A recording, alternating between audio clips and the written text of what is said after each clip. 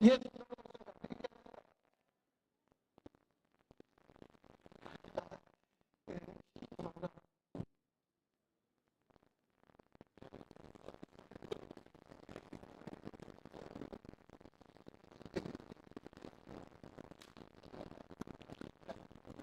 Good evening, everyone.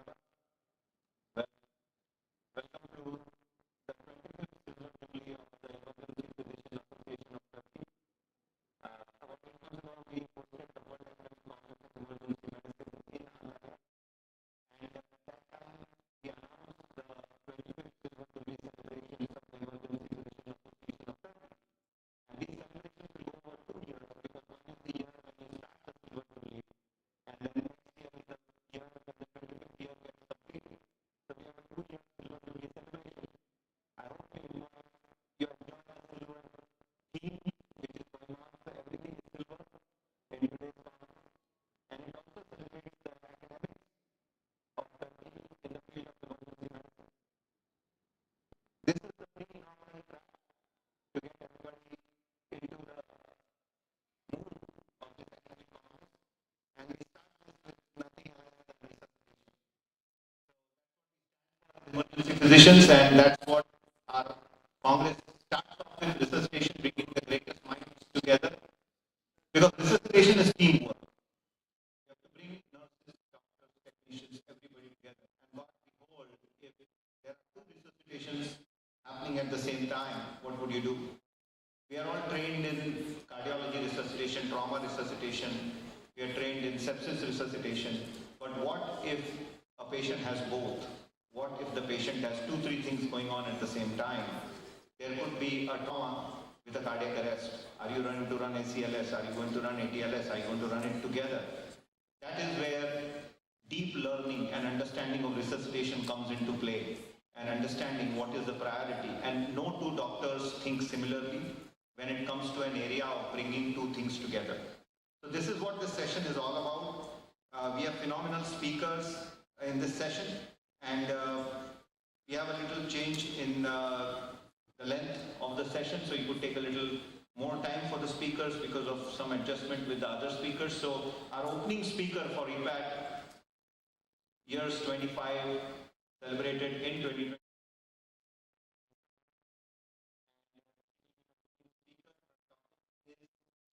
Resuscitation in pregnancy and pediatric resuscitation. Dr. Moreno is a phenomenal academic leader and the past president of the American Academy of Emergency Medicine. She just finished her past president tenure a few weeks ago, and she's been a very big supporter of the World Academic Council of Emergency Medicine. She is an NIH Grant Award winner. She has a huge focus on inclusion, diversity, and equity, and a big torchbearer of all inclusiveness in academics and about the power of women in American academics. And she is a shining example of diversity, inclusion, and equity, as well as the leadership power what women can exert in academic settings.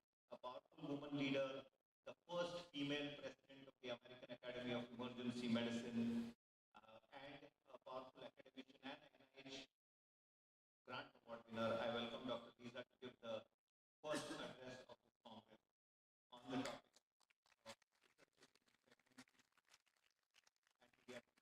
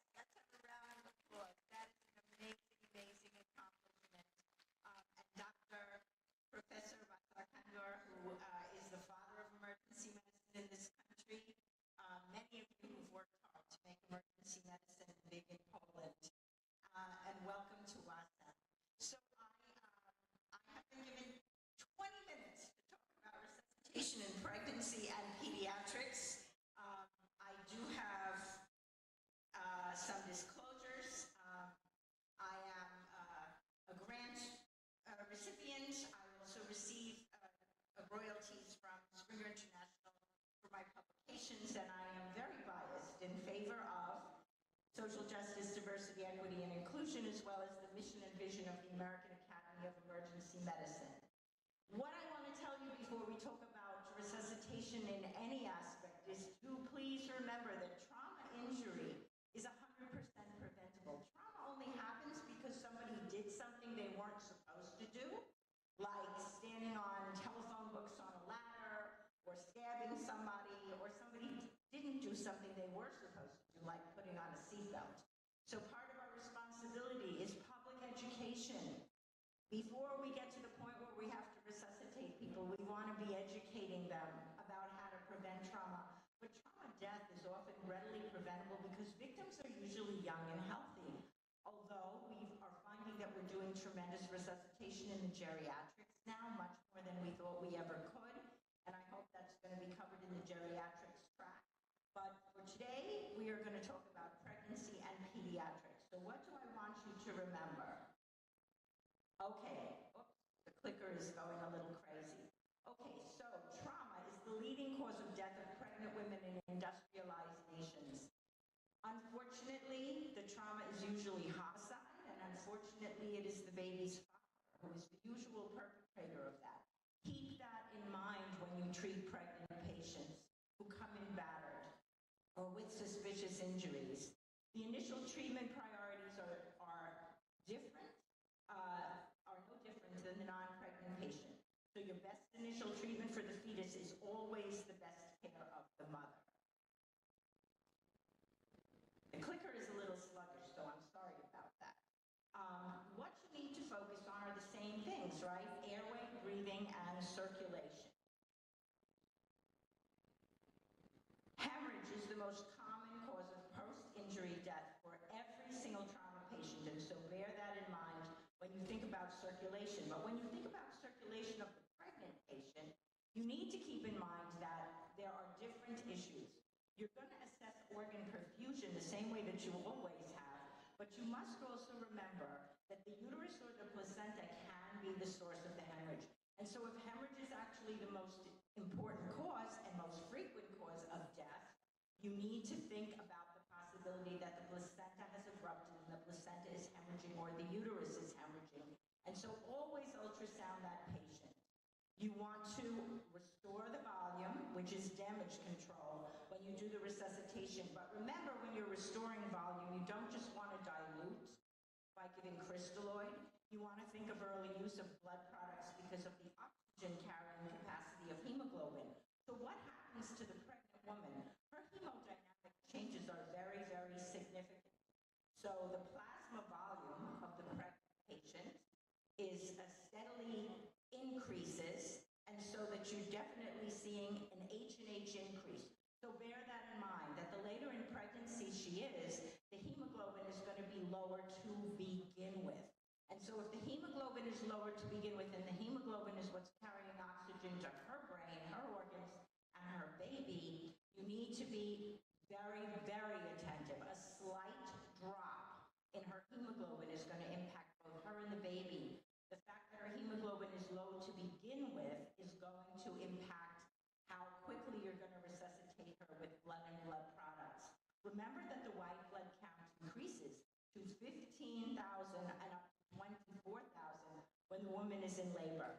Her cardiac output decreases by 1 to 1.5 milliliters per minute. That's a lot of demand on her heart, a lot of demand. And her uterus is actually receiving 20% of her cardiac output. Hemodynamic changes in pregnancy, very important to remember. So take-home message. They say that adult learners only remember 2 things from every lecture. Remember this. In the supine position, her cardiac output can decrease up to 30%, and 20% is going to the uterus. So she's losing 50% if she is on her back. Log roll this patient. Log roll her 4 to 6 inches to her left and support her in that position, and then do fetal monitoring. Remember this. First thing you do when they roll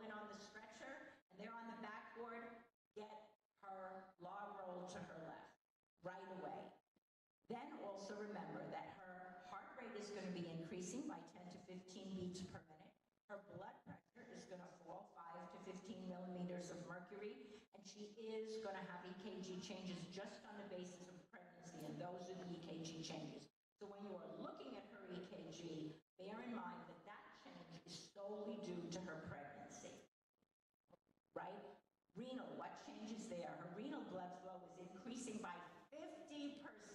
That's an incredible burden on the kidney. Her BUN and creatinine are reduced because of the pregnancy. Her kidneys are enlarged. And what does this all mean for what you're doing? The anesthetic dosing needs to be cut by 25 to 40%. If you give her a sedating dose of medication, you can render her unconscious. So this is the second major thing I want you to remember. Log roll her, and when you go to give her pain medication or any sedating medication for a procedure, you've got to reduce the dose by 25 to 40%.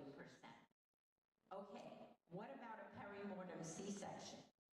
So actually, recent literature does show that perimortem C-sections have a very high success rate, much more than we ever thought. But there are certain regulations that we have to follow, right? Certain rules that we have to follow in terms of who gets a perimortem C-section. We've had reports of babies from perimortem C-section, 70% of babies surviving. But it is successful only if it is done in a very expedited fashion. I know that this is a very emotional issue, but remember that if you have a dead mother, you're going to have a dead baby.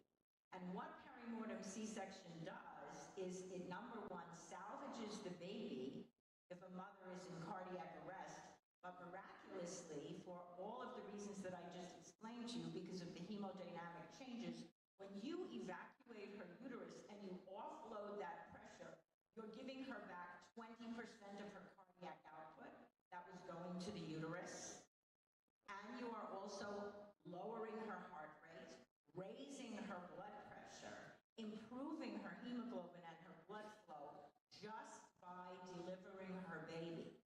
And so often these mothers will come back after the uterus is evacuated. But when do you do it? This light is very annoying. I can't see with it shining directly in my face. So I'm seeing spots now. So when do you do it?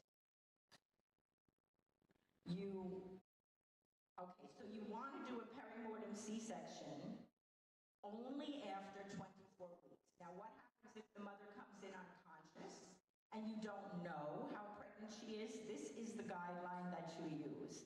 You make a rough estimate of fetal viability.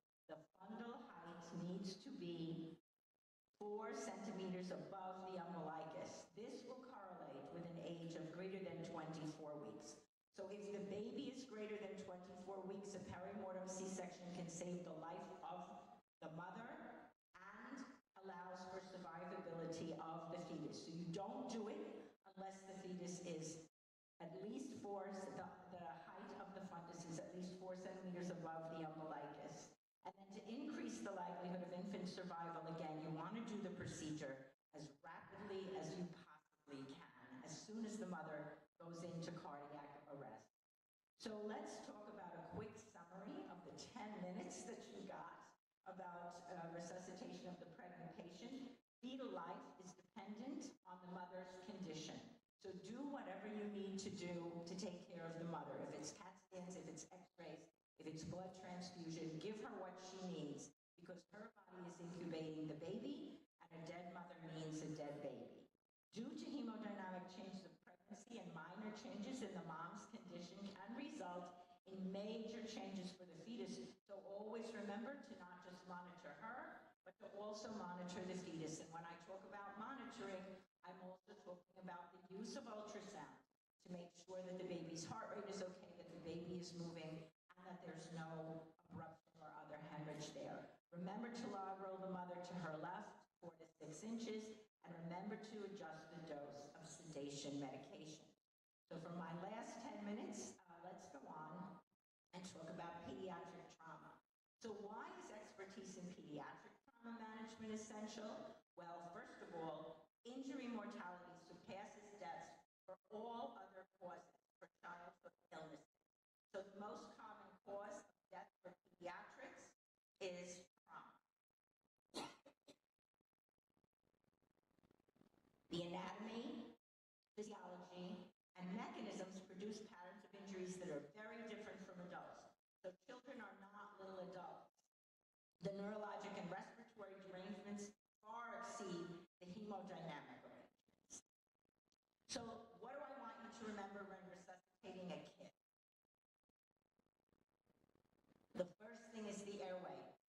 You run into trouble right away because they have a big tongue, a small jaw, a short, narrow, funnel-shaped airway, and a very anterior larynx. It's going to make it very difficult for you to see and harder for you to intubate. So what do you want to do? So this is the way you do not want to lay the baby down. The baby is going to come in, or toddler is going to come in, and they're going to be on a backboard as well, just like the pregnant woman. What do you immediately do with the child? With a pregnant woman, you immediately log roll her to the left 4 to 6 inches. With the child, you put a pad under the body so that the head falls backwards. And when the head falls backwards, the prominent occiput is accommodated by the pad that is under the shoulders and thorax, and you will have a straight shot view to intubate this patient. You have a straight shot view. What about the breathing? Respiratory rates are different, and I have the numbers here. Circulation, heart rates are different, and I have the numbers here. Blood pressures are different, and I have the numbers. But do I expect you to remember those numbers? No, I don't remember those numbers either. You need to have them on your phone, or you need to have them on a poster in your resuscitation room in the emergency department, because unless you're resuscitating babies every day, and thank God we're not, you're not going to remember those numbers. So just mark those numbers down, and then remember that in children that require resuscitation, the blood pressure may be normal. So you're going to be looking at the vital signs, you're going to look at the blood pressure, you're going to look at the respiration rate, you're going to look at the cardiac rate, the heart rate, but remember, the blood pressure, which we use in adults, right? We say, oh, this adult is becoming hypotensive, we're going to give fluid. This adult is becoming hypotensive, we're going to give blood. Not with a child, because children have an incredible vagal response, they have an incredible resilience, and they will maintain a normal blood pressure even when they have lost a great deal of blood. So hypotension is a sign of decompensation and shock. You are already behind the 8 ball. If you allow the child to get hypotensive, you're already losing the battle. And I'm going to show you a diagram in a minute. But for the 2010 PALS guidelines, which were renewed in 2020, hypotension is defined as a specific blood pressure for age. And again, I don't need you to memorize these. Just put it on your phone, or put this up in a poster in your pediatric emergency department or in your pediatric resuscitation room, and that's how you're going to remember these things that you don't use every single day.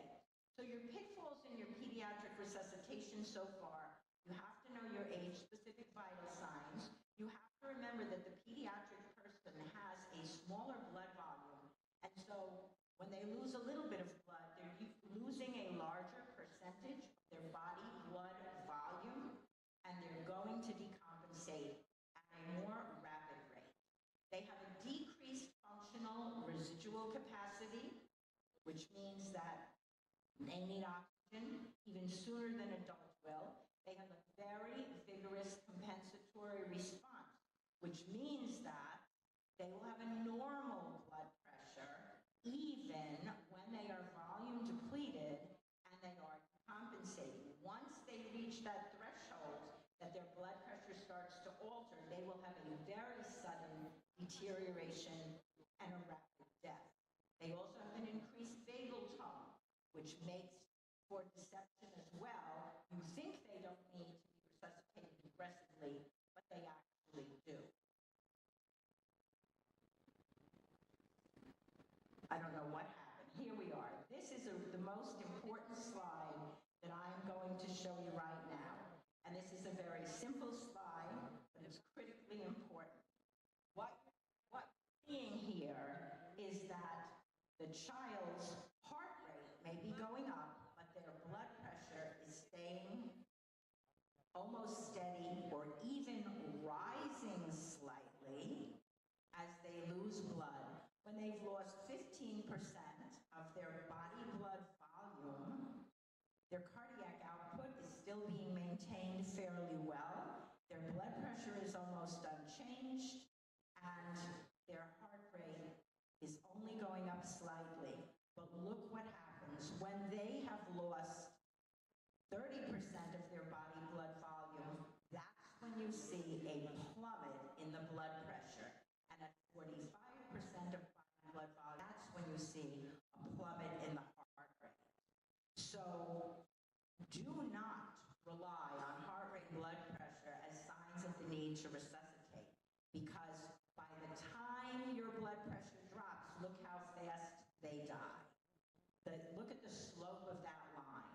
By the time they get hypotension, they're going to be dead within minutes. So pay very close attention to the bleeding and do not rely on the blood pressure as a sign. Fluid resuscitation is going to be the same as for all pediatrics. Isotonics at 20 mLs per kilogram, but blood should be given if resuscitation is needed following 2 boluses of crystalloid.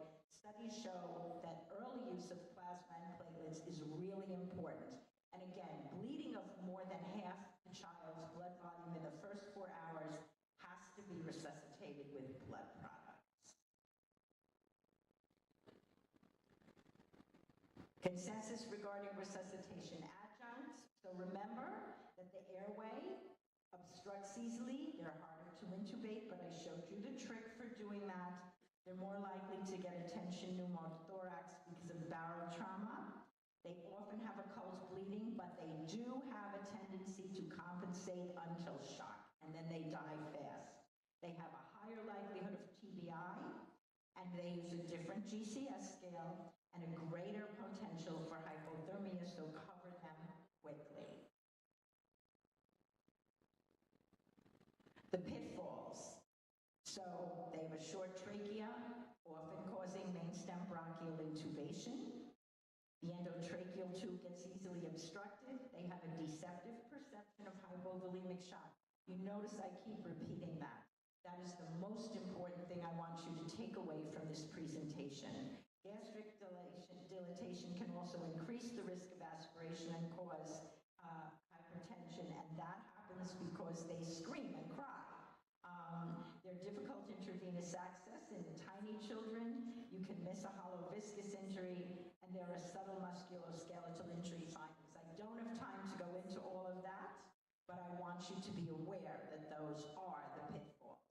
So, what are your reevaluation adjuncts? You want to reevaluate vital signs quickly. You want to check all x-ray results. You want to perform reductions in splinting of previously occult injuries. You want to follow up on lab results. Does the patient need a tetanus booster? Are antibiotics indicated? Are dressings dry, or has hemorrhage been recurring? Should you use a fast exam or serial abdominal exams? Is the baby's pain under control? Is the family aware of the patient's status? And have transfer arrangements been made if indicated? Never delay transfer for studies or results. And again, I don't have time to go into all of these things, so I'm just giving you the highlights of pediatric resuscitation. So having given you the highlights of pediatric and pregnant resuscitation, you can go forward and save the lives of our future generations of children. Thank you so much for inviting me. Thank you so much for sharing your anniversary with me. Thank you so much for listening to How to Resuscitate Children and Pregnant Women. And that's how you could reach me. If you have any questions, I would welcome them, and I'm certainly always available to help or mentor anyone interested in emergency medicine. I'll be here for your whole conference, and I'm looking forward to meeting each and every one of you. Thank you again.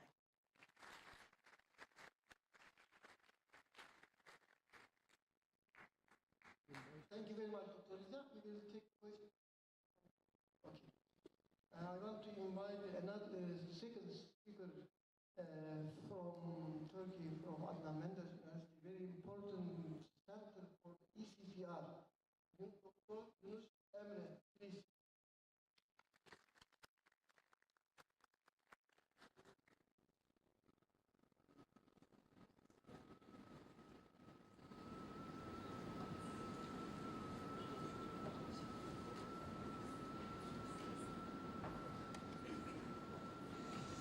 Hello, everyone. It's a great pleasure to be here with this distinguished lineup and this fantastic conference. Today, I'd like to talk about ECPR, extracorporeal cardiopulmonary resuscitation, and these are my credentials. Nothing to disclose.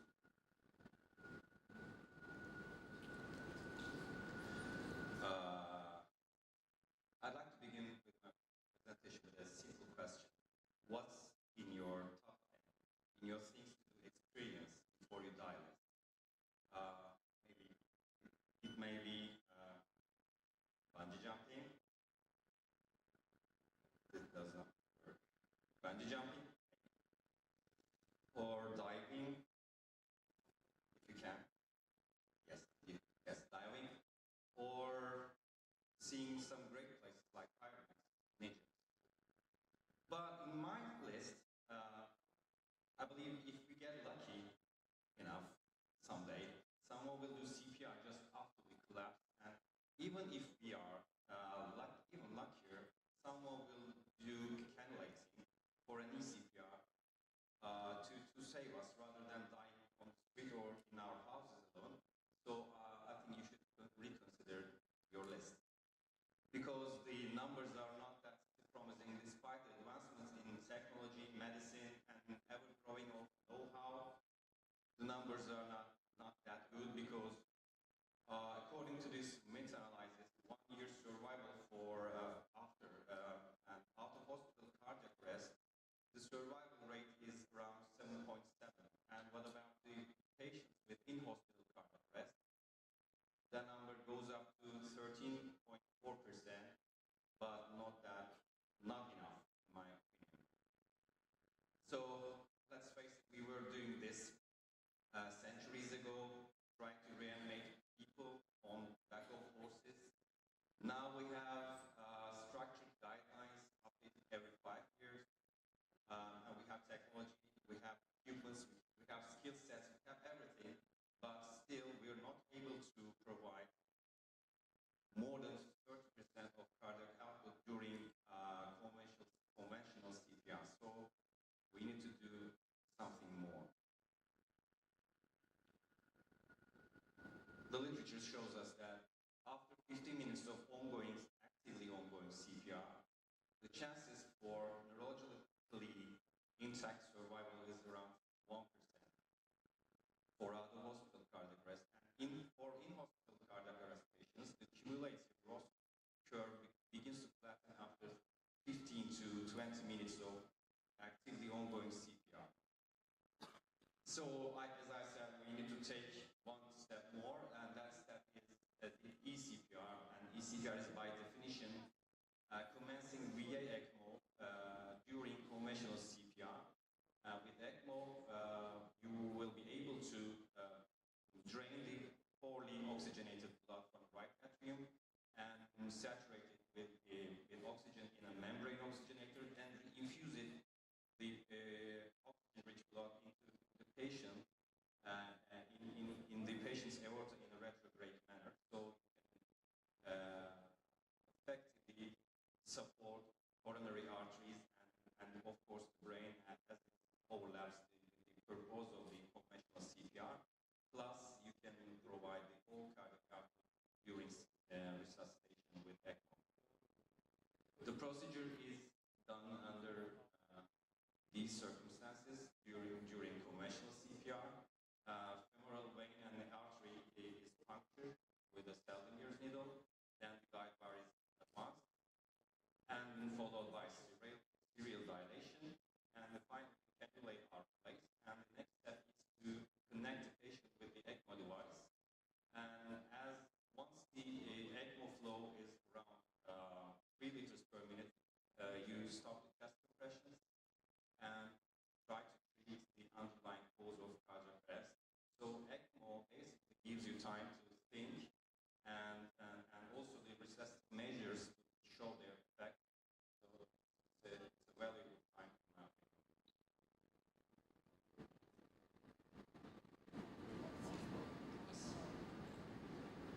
So one can ask, why not put all patients, why not put all cardiac arrest patients on ECMO?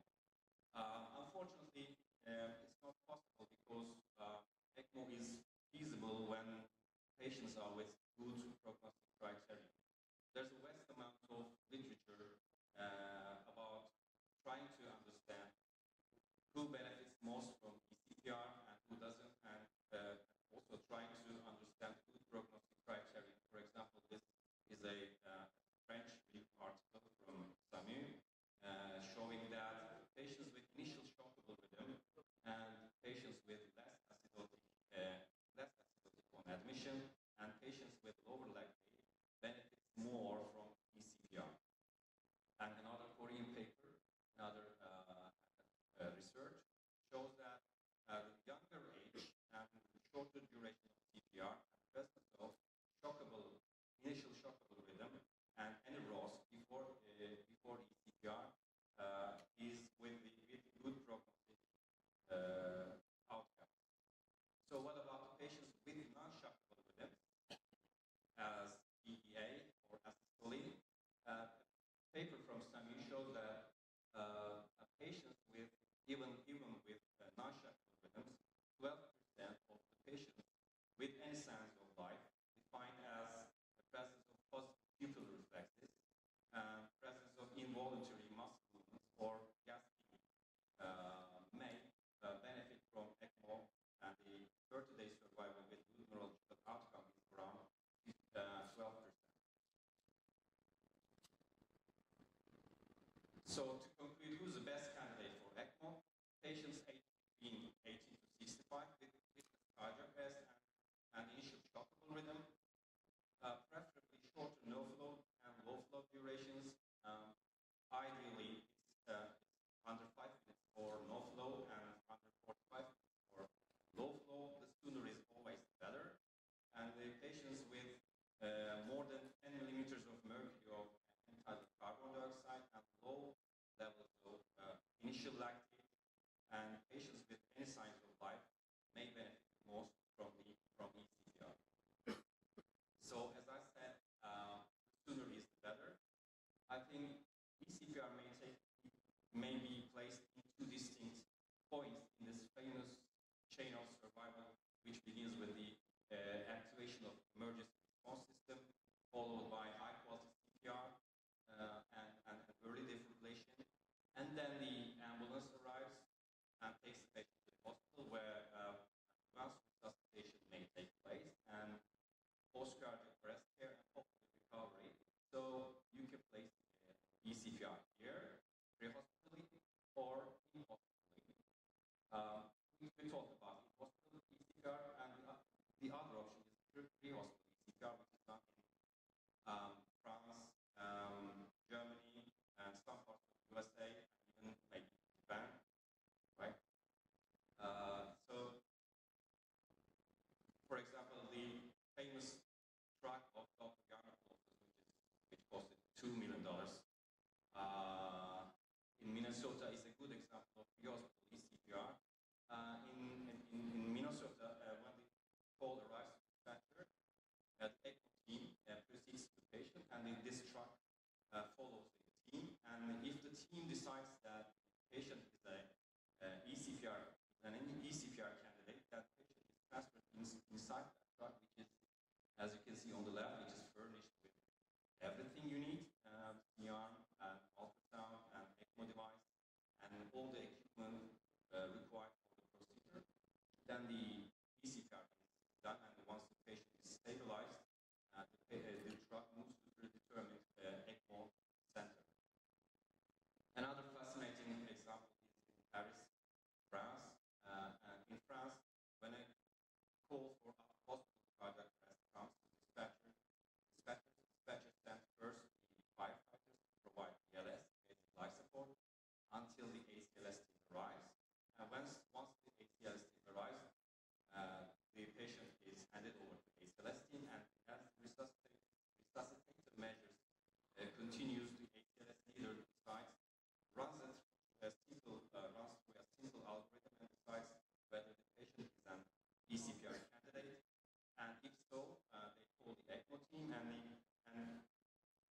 idea is to bring the ED or ICU to the patient pre-hospitally on the scene where the patient just collapsed. Sami has vast experience on field ECPR. They hold several courses, which I had the chance to attend to one of them, and I would totally recommend you to attend one of their courses. So what about the literature?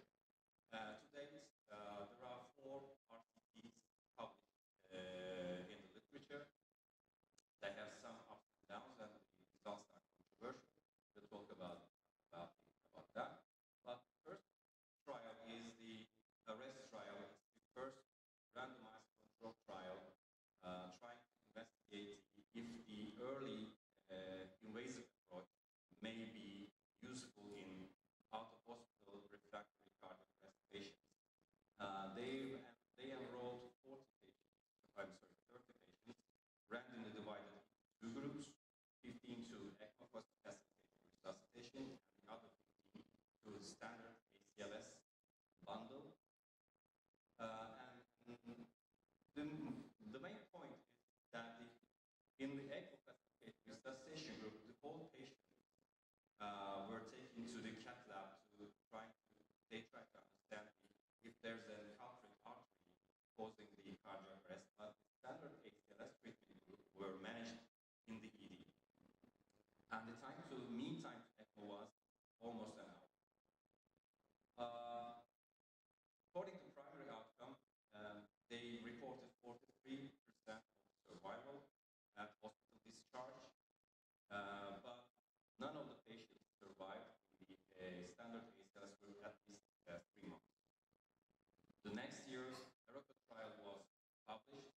The trial was conducted in Michigan, USA, and the main objective was trying to investigate scoop running these patients to an ECMO-capable center, ECMO-capable ED may be useful or feasible. They've enrolled patients with 18 to 70 years old, and the time span was under 30 minutes from 911 call to arrival at the ED, and patients with initial shockable rhythm or cardiac arrest with non-shockable rhythms, or first cardiac arrest after initial manual preventive cardiac rhythm analysis and shock indicated. However, the study population was quite low. As you can see, there are only 12 patients on the ECMO group and only 3 patients on the standard ACLS group. And it seems that scoop running these patients seems like a bad idea according to this study, because they have their own reasons. Only 42% of the patients met the time interval criteria, and almost half of them had an initial shockable rhythm, and mean ECMO time was more than an hour.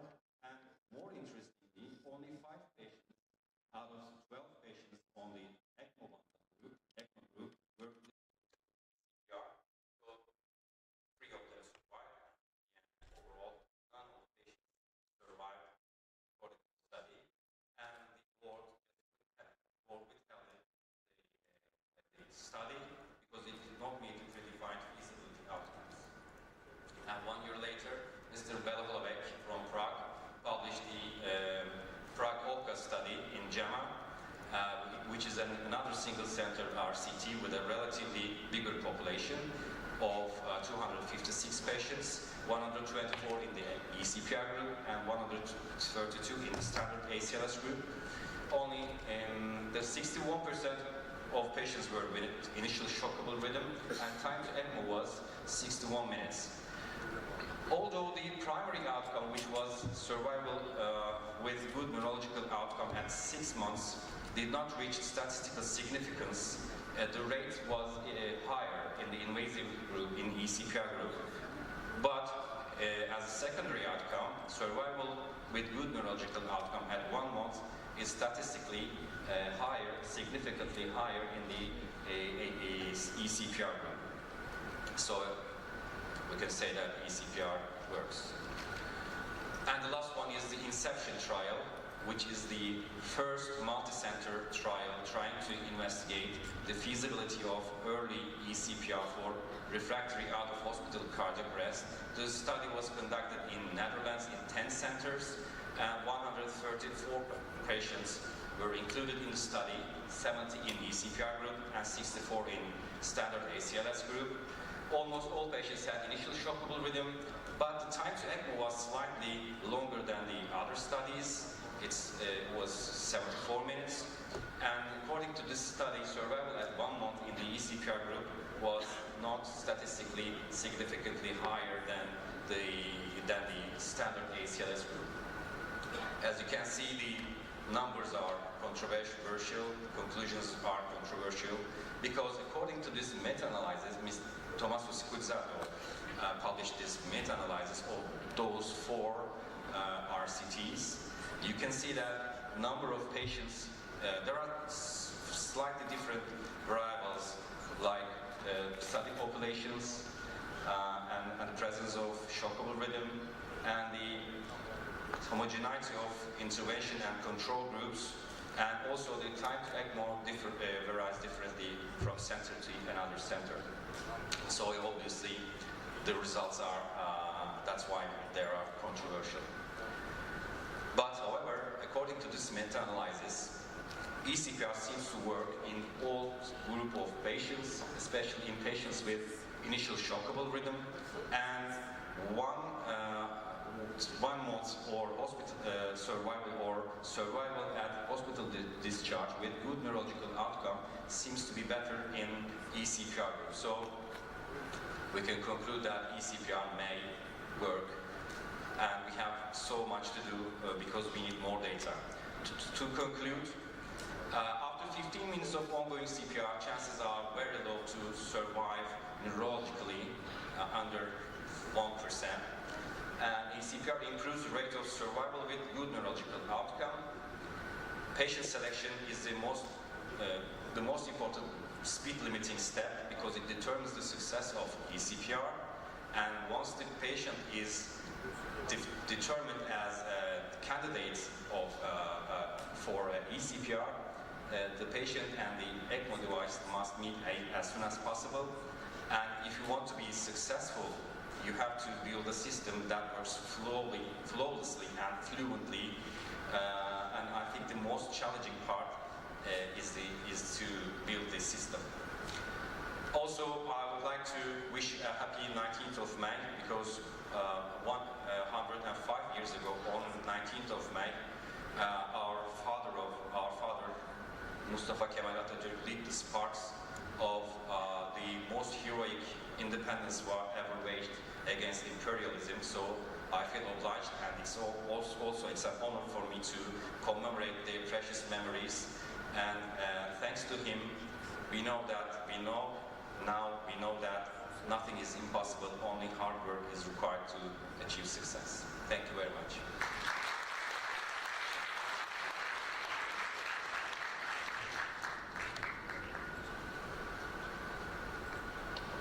Thank you, Ilshad, for a nice presentation. So we come to the last presentation, after which we'll take some questions on 3 interesting aspects. So in the first lecture we covered pregnancy resuscitation and its overlap with pediatric trauma. In the second lecture we talked about the new frontier of ECMO. And the final lecture in this opening session is on optimizing hemorrhage control, role of REBOA and interventional radiology in trauma. I heard Dr. Yosuka Matsumara a couple of years ago about his work in REBOA. We work very closely with Japan in India through our Japanese collaboration. We are very well aware in Japan, Korea, how advanced emergency medicine is, and bridging the linguistic barrier is very, very important, and it is experts from these countries who can share their knowledge with us in the areas which are very important to saving lives. He's a phenomenal speaker, and I'm sure you all will be very excited after hearing his talk. So over to you, Dr. Matsumara. Thank you for the introduction, and thank you very much for having me, and congratulations on the 25th anniversary of the event. Benim adim Yosuke Matsumura, Japonia dan Gekin. I'm an emergency physician, and I also do the critical care.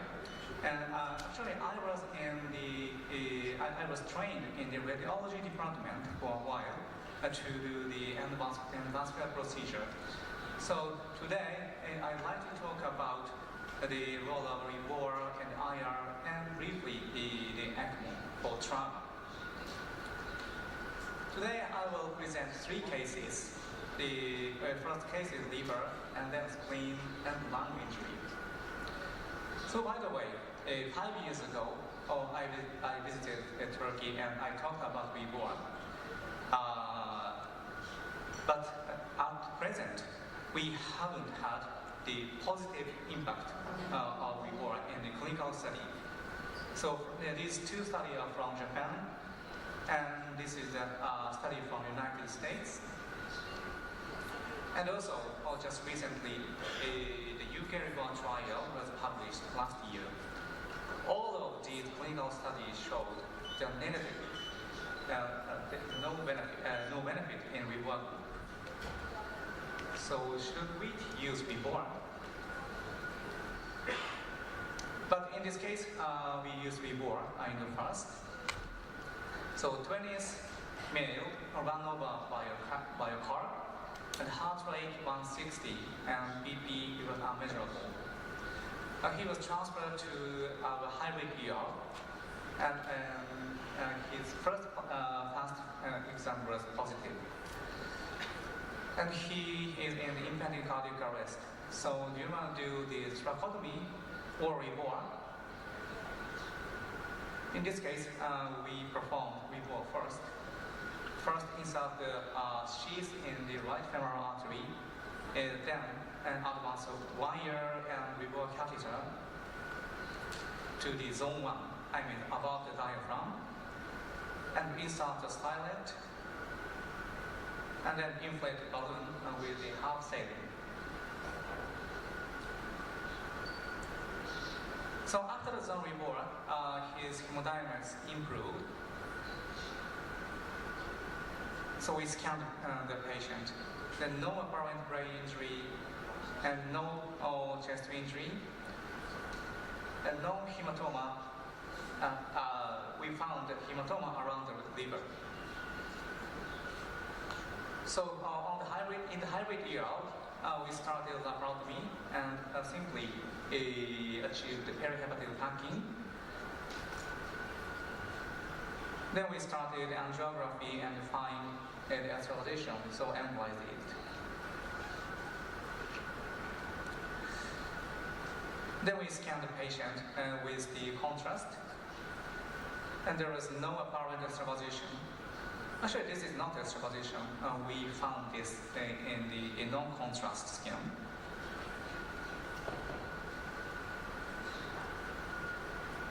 So in this case,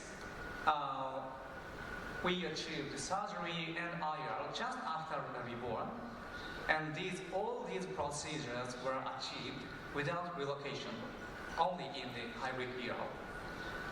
So REBOR was achieved 15 minutes from arrival, then CT scan, then laparotomy, then angio. So in such environment, REBOR can be performed more safely, more rapidly, and accurately. So of course, most of the cases were achieved in the normal ER, but if you have the fluoroscopy suite, your procedure is more safe and rapid. So on day 46, he was discharged on foot. So let's look at the UK REBOR trial again. So in the REBOR group, we found a higher hemorrhagic death, interestingly, and a higher 90-day mortality rate. So this is very shocking data. And again, the REBOR delayed the hemostasis about 20 minutes from the standard group. But when you look at the background of the patient, only 30% population received hemostasis. So the patient required reward, but they, remaining 70% didn't receive the hemostasis. So it's quite natural to die in such patient. So I wrote a letter to the editor of the journal. So only 40% underwent a definitive hemorrhage control procedure. So in such situation, reward may kill patients if hemostasis is not achieved. So only for suitable selected patient, reward is going to work. So reward is not a hemostasis. So definitive hemostasis must be achieved just after reward. And this is a comparison between tracheotomy and reward. So tracheotomy is more speedy and definite, but you need to make new chest wound, and chest wall bleeding is often the critical. And reward is less invasive, but you may have the difficulty in the tortuous aorta in elderly population, and the patient may have the risk of the amputation.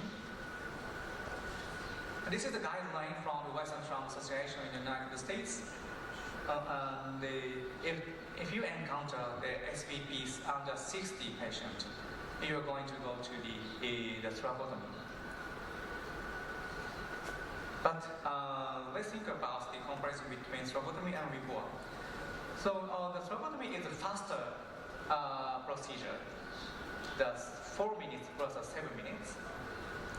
But the mortality is almost same. And these are the Japanese data. The reward had a better survival compared to the tracheotomy.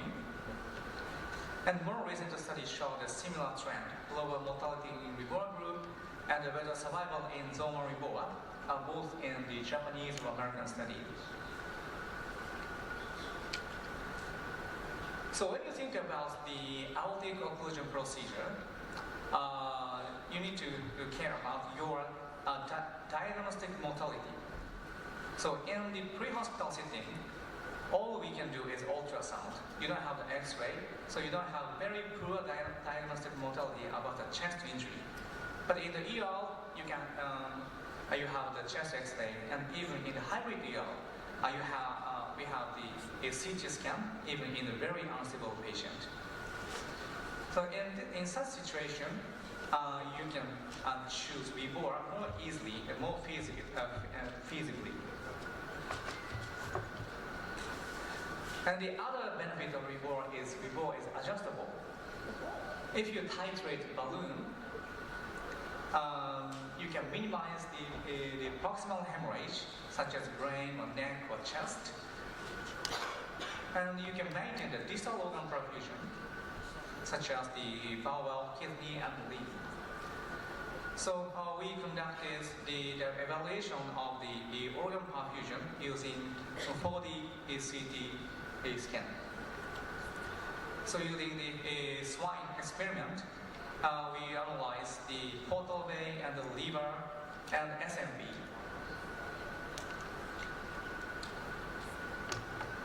So this is the 4D CT video. So when you do the 80% or 100% reward, you see the IVC condition like this. And we analyze the SMV or liver using the time density curve. Time density curve means X-ray, X-axis is the time, and Y-axis is the density. So when the contrast comes, the density is going up. So 0% is like this, but the 100% almost no contrast comes. And then calculate the area under the time density curve. This means the organ perfusion. So both in the euvolemia status and hemorrhagic shock status, area under time density curve decreases according to percent balloon volume linearly. So it means organ perfusion can be speculated by the balloon volume. And if you don't have the arterial pressure in the femoral artery, the ultrasound is available.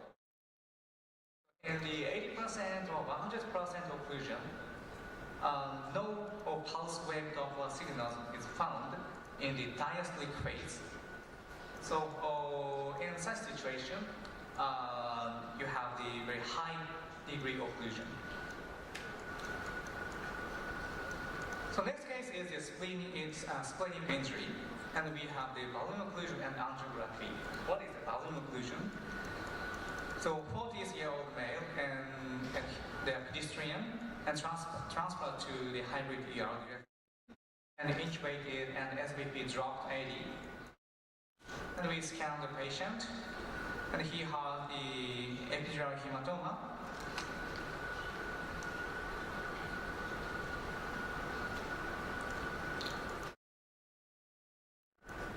And he had a spleen injury with extravasation.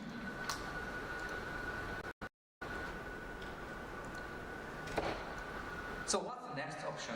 The splenectomy or damage control IR.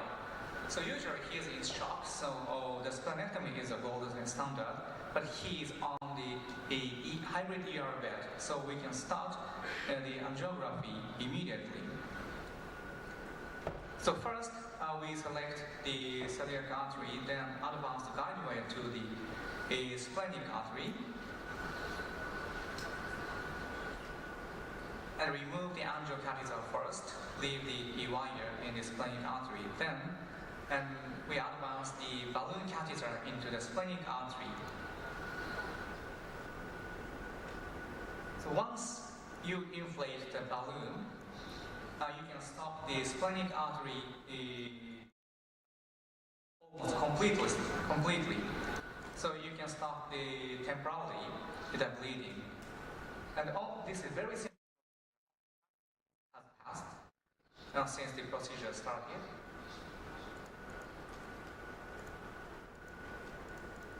And advance the microcatheter.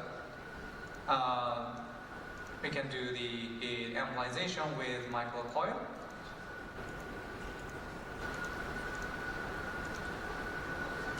So coil embolization requires several times.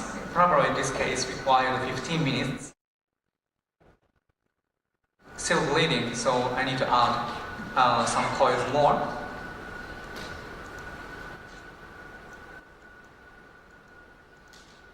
And after that, we could stop bleeding. The whole procedure were within 30 minutes.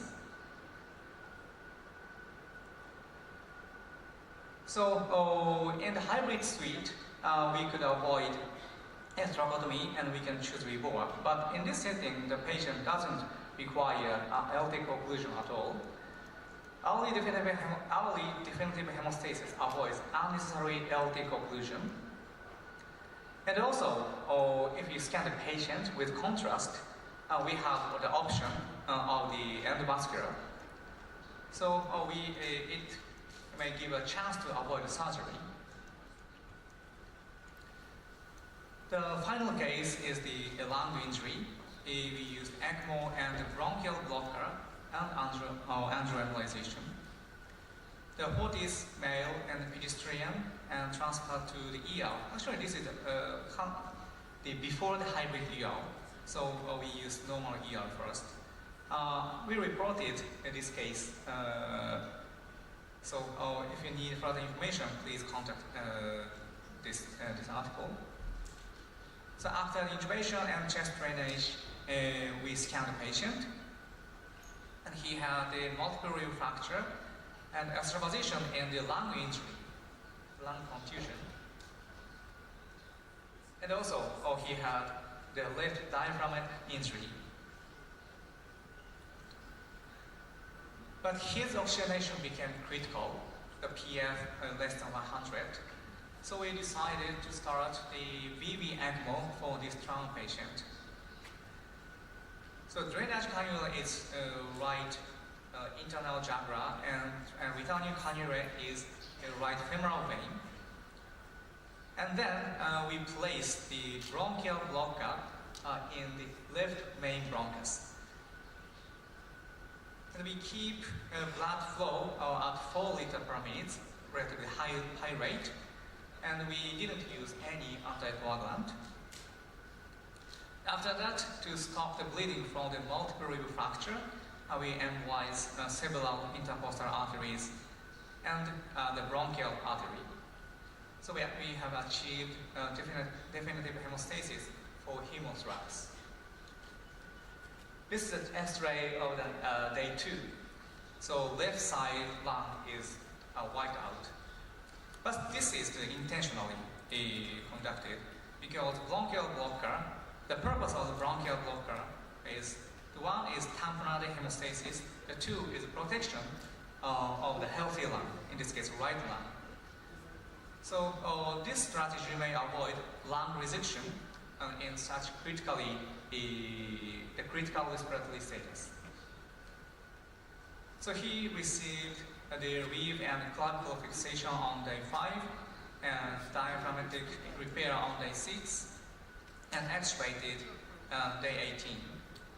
So before ending ECMO, we removed sputum, the bloody sputum, using bronchoscopy. And on day 51, he was discharged on foot. So to wrap up my talk, this is my final slide. So in order to end the optimizing hemorrhage control with endovascular technique in trauma. So REBOA is not hemostasis, just a bridge to hemostasis. And partial REBOA can be managed with distal pressure monitoring and balloon volume. And even in the cardiac arrest, in our impending cardiac arrest patient, it may be better than thoracotomy when the chest injury is ruled out. The balloon occlusion can be used as the damage control IR combined with angioembolization. And it may be faster than surgery, only 5 minutes for the temporary hemostasis and 30 minutes as the entire procedure. And ECMO can be used even for trauma patient in the critical oxygen situation. And we don't have to use anticoagulant at all. And if you combine with the bronchial blocker for tamponade and protection of the healthy lung, then you may avoid lung resection and preserve the lung function. And all these procedures were accelerated by the hybrid ER. Hybrid ER enhanced the efficacy of endovascular techniques.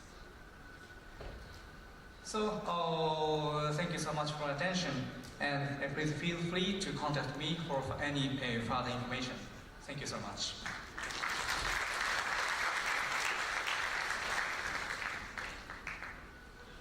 Thank you very much for your nice presentation.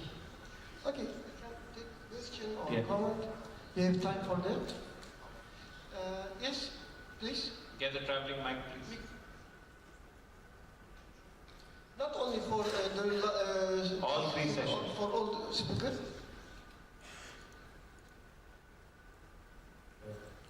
Thank you very much. My name is Dr. Khan. I'm currently working in Dubai. I've been in NHS. I've got a couple of questions with all the speakers, if you don't mind. Dr. Lisa, you presented the data about resuscitation in pediatrics and pregnancy. Is there any other indication of having a perimortem cesarean section other than the age of the fetus? That's one question. Second is that do you recommend any other different protocol for the activation of the MTP, massive transfusion, in a pregnant lady and a child? Is there any different other than the ATLS guideline? So those 2 for you. Can I just put my questions and then? No, let's go one at a time.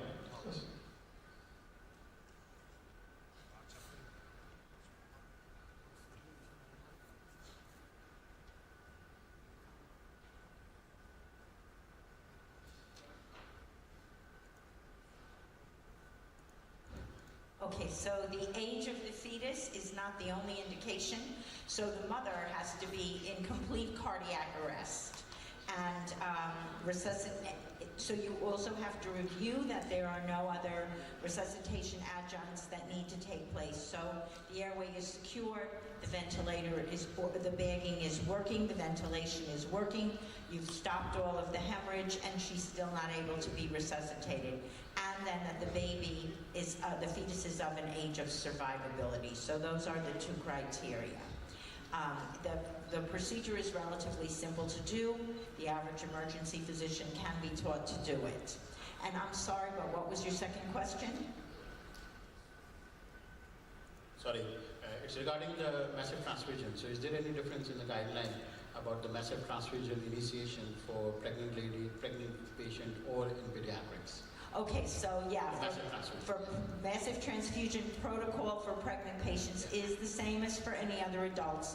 We do recommend that you start it earlier, right? So the current ATLS recommendations are that you only give one bolus of fluid. So that is, there are still some centers that are giving 2 boluses of fluid, and then they are giving blood, but we recommend that you strictly adhere to 1 bolus of fluid only for pregnant women. The reasons being the cardiac changes that I told you about. So her hemoglobin is lower, she's less oxygen carrying capacity, her hemoglobin and hematocrit are lower to begin with just because of the pregnancy. So you don't want to get behind on that, and you want to give the blood after only 1 unit of fluid. Pediatrics remains 2 units of fluid, again using 20 mLs per kilogram. And if you infuse that and the child does not respond, then you move to blood. So it's 1 for adults, 2 for children. And again, it's not an entire unit of crystalloid, it's the bolus based on weight. Thank you very much. Thank you. Can I just ask other speakers? Sorry, I won't take very long. No problem. Hello. Yeah. This is Dr. Yunus, our second speaker. If being able to achieve the right CPR, there was only 30% achievement of the cardiac output. So do you think there is a role of the CPR machines, which are very advanced machines right now? Would they be able to achieve what we have mentioned is only 30% being achieved in cardiac output? That's one. I'll just put my second question as well before you answer. And the second one is the cost is not giving you benefits. So is there anything which you suggest might be different? Because this ECMO discussion has been going on for the last decade, and I personally have not seen any significant data which have provided that thing, and whether the governments would be interested to invest in that. Thank you.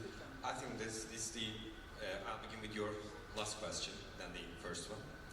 I think the cost may create bias on patient selection. That's my opinion, because yes, it's a quite expensive tool to be used, but we have to think about the government's share on spending money on metastatic cancers and on chemotherapies, and for example, HeartMate in our country costs about 2 million Turkish liras. It's like you can do more than 200 ECMOs with that money. Okay, I think it's not that expensive in a way. But yes, globally, the cost of ECMO may create bias on patient selection. And as I said in my presentation, why not putting all cardiac arrest patients on ECMO? We just select the patients who may benefit more, like younger patients, like patients with lower lactate, patients who are less acidotic, patients who are with initial shock abdominal. And maybe these patients may benefit from conventional CPR at some point. I think that may be a major bias, in my opinion, but it is how it is in the world. Yes, the slide which says that there are only less than 30% cardiac output being achieved by human factor in doing the improper CPR. I assume no, that's what you meant. It's not improperly done CPR. It's the properly. When you do properly do chest compressions, you can provide less than 30% of cardiac output. That's physics. I'm sorry. And you cannot improve it by using mechanical chest compressions. Mechanical chest compression devices provides you stability. For example, if you're rushing the patient to somewhere, or if you're retrieving patient from the scene on ambulance to the hospital, or in hospital, if you're planning to do eCPR, and if you need some more manpower, then you put the patient on mechanical chest compression. But there are several publications about it. Chest compression devices are not superior to manual compressions. Plus, they create more injuries. No, true. I think I misunderstood that, so apology from my side, because I thought that you were saying that 30%. But last time, sir, here. Hi. Thank you very much for your presentation. It was something which is extremely new to me to understand. You presented data from the UK, United Nations, United Kingdom, and the data was suggestive that the study was not in favor of doing the treatment which you are suggesting. That's one question. Can you tell me what were the difficulties they found out not to have that desired, expected outcome on those patients, the difficulty which they faced? And second thing about, you presented about hybrid emergency department. It's a new terminology, at least for me. I'm sorry, maybe there are learned people more than me, intelligent, I don't know. And then if there is some kind of a hybrid emergency department, one is that what do you mean by it? And two, how many such kind of hybrid emergency departments are working in Japan? I think you're presenting the data from Japan. So how many are working in Japan? Is it something which is at a national level? Is it something which is at a regional level? Is it something which is only in your state? I don't know. Thank you very much. Thank you. Okay, for the first question about the UK report trial, actually I'm not the researcher of the UK report, but this research is really well organized. I know the author of the UK report trial, Dr. Janssen, but the biggest problem is the only 30%, or the standard group just also received only 45% or so. So the design itself is well organized, but I hope no British people are here. But I think it was surprising. The British trauma system is horrible. Only such situation we work is not going to work, definitely. Actually, 10-20 years ago, Japanese trauma situation is very similar. Just put the rebore in and increase the blood pressure, and the emergency physician need to call the surgeon or IR physician, but the response is very slow. So the UK rebore trial, this is the only RCT, the only the prospective study. So we need to get something, some good data from here. But the only truth is, when the patient didn't receive the hemostasis, rebore may be harmful. I think this is the interpretation of the UK rebore trial. But if rebore is used correctly, appropriately, I think rebore has some role. But the window is very narrow. If you can start the surgery quickly, you don't have to use rebore at all. But if the patient is going to die, and if the patient doesn't have any chest injury, you may have the chance to use rebore to increase the pressure and start the surgery or IR just very quickly. Am I answering to your question quickly? Regarding your hybrid ER, okay. That's kind of how many you have got in Japan? Between 25 to 30. So the first hybrid ER was installed in Osaka in 2011. After that, the number of the hospitals that has the hybrid ER are increasing. Actually, our hospital just started last November. So about the half year has passed.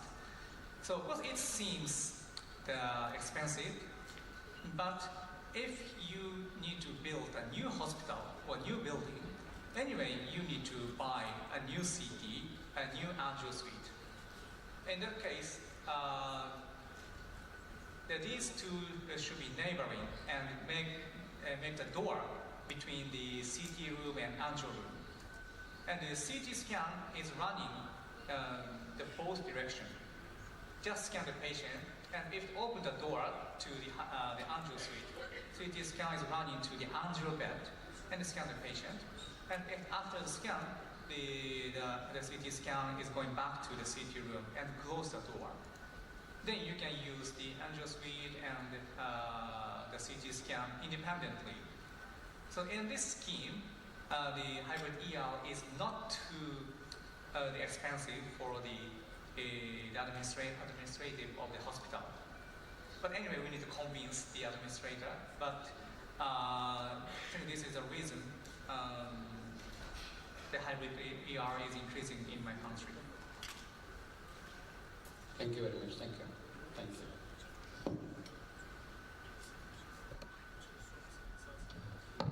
So a little point about hybrid ERs. Hybrid emergency departments are very technologically savvy, smart emergency departments which incorporate the latest trends in technology into the diagnostics and the therapeutic purposes. There are multiple things which go on in a hybrid ER. First of all is the concept of focusing on critical illness and injury as one team. What generally happens in emergency centers is trauma goes to one side and emergency medicine goes to one side. So if there's a trauma alert, you take it to the trauma center. That's a generic concept of operation management. The concept has moved more towards critical illness and injury. So the CI2 model, which started off in the National Institutes of Health in the US in the early 2000s, is to bring all that is needed in critical illness and injury down to the emergency department. So anything which is critical from pediatric to geriatric is operationally put in the CI2 model through various criteria and through sensitivities, and which is not critical goes to the other side of the emergency department in various grades. Often around the world we see red, green, yellow.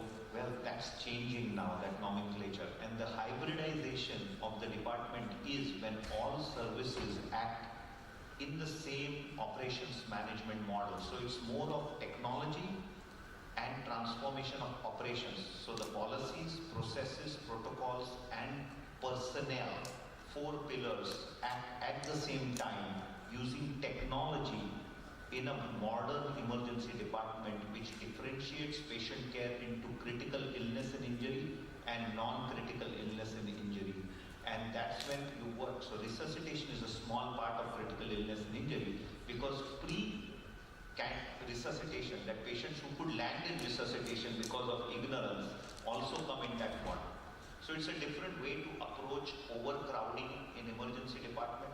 It is a different way to approach the complexities of patients arriving in the emergency department, and it's a total reorganization of approach to patient flow using science to build an operations management system which is geared to the modernization of technology and the competency of the doctors who can use the technology.